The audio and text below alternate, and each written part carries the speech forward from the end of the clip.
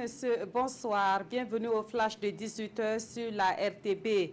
Le Conseil des ministres de ce 13 mars a donné son accord pour soumettre 3 projets de loi à l'Assemblée nationale. Il s'agit d'un projet de loi sur le statut des notaires, d'un projet de loi sur l'organisation judiciaire et d'un autre projet de loi sur le code de procédure pénale. Le Conseil a également donné son aval pour l'électrification solaire de 224 villages et cela devrait coûter plus de 7 milliards de francs CFA. L'une des communications orales à ce Conseil des ministres a porté sur les différents juridiques qui opposaient le gouvernement du Burkina Faso à la société panafricaine minérale sur l'affaire de Tambao. Et les juridictions internationales ont tranché en faveur du Burkina Faso qui se voit déchargé de verser un quelconque dédommagement à l'entreprise.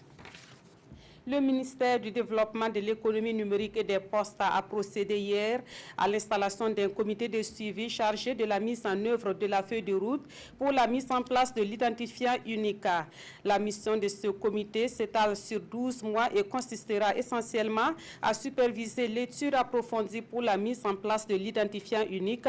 Ce comité devra aussi veiller à la mobilisation des ressources financières nécessaires à la mise en œuvre de l'identifiant unique. Enfin, ce comité devra réaliser une application informatique pour l'identifiant unique. Il est fort de 32 membres. La 12e édition du Festival international de rire et de l'humour se tiendra du 5 au 7 avril prochain à Ouagadougou. C'est la principale information donnée au cours de la conférence de presse organisée par le comité d'organisation. Une conférence de presse au cours de laquelle le comité a également donné les grandes lignes du FIRO 2019.